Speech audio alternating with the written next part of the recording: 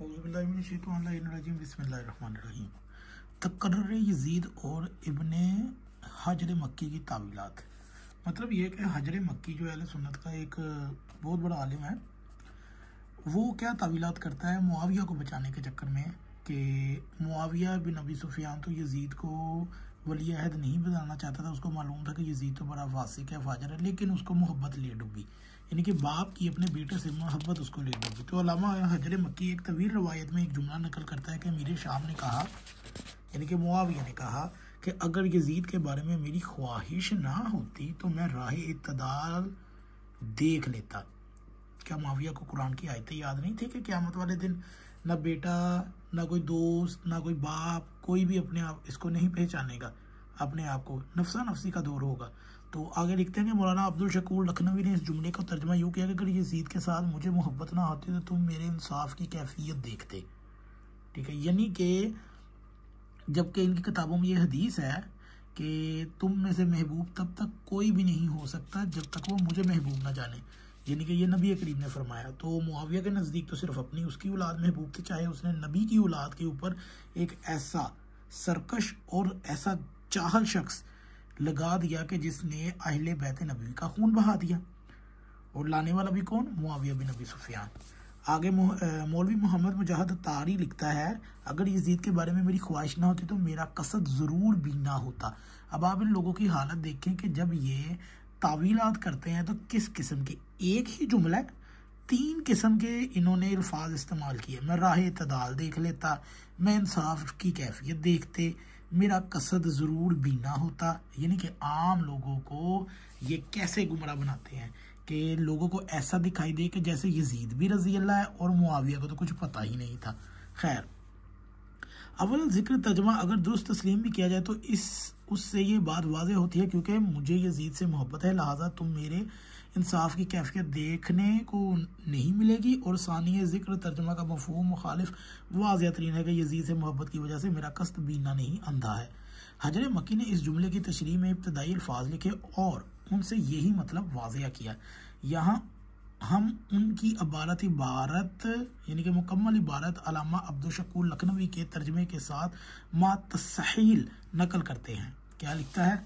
मुआविया का ये कहना कि यजीद से मुझे मोहब्बत ना होती, ये खुद वो अपने नफ्स के अल्ज़ाम दे रहे हैं कि यजीद की मोहब्बत ने मुझे साफ बातों को मुझे तारीक कर दिया और यही वजह से इस फासिक नाबकार को खिलाफत मिली।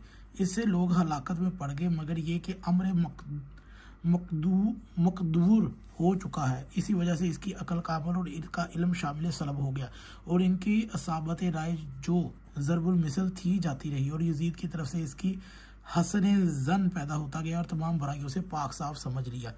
ये मुआविया की शान बयान हो रही है कि वो यजीद से मतलब किस तरह यानी कि अब मोहब्बत में गुमराह हो गए। हदीस शरीफ में है कि जब अल्लाह अपना कोई काम करना चाहता है तो बड़े अक्लमंदों की अकल ज़ायल हो जाती है और खुदा ने चाहा तो वो पूरा हो जाता है। यजीद के मतलब मुआविया से जो कुछ हुआ वो मुआविया माजूर थे क्योंकि यजीद की कोई बुराई हज़रत मुआविया के नज़दीक साबित नहीं थी।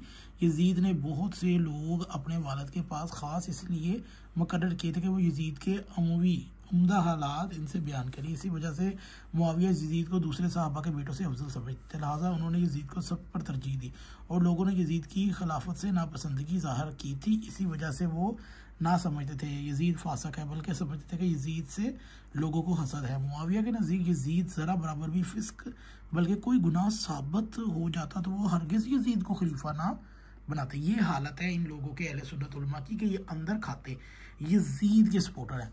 और मुआविया ये बात एक ऐसी जामिया और मानिया कही कि इससे तमाम अक़दे हल हो गए। अभी इनके कलाम में बहुत से इशारात बाकी हैं। अल्लाह राय रास्त की हदायत करने वाला है और हम उससे दुआ करते हैं कि ऐसी बातों को हमारे दिलों में मरगूब ना करे जिसके सबब हम राह रास्त से हट जाएं। ये हालत है अहले सुन्नत उलमा की और ऐसी हदीसें लेकर आते हैं कि जिसकी वजह से ये साबित किया जाए कि मुआविया को तो पता ही नहीं था कि यजीद कितना नेक था और किस कदर था।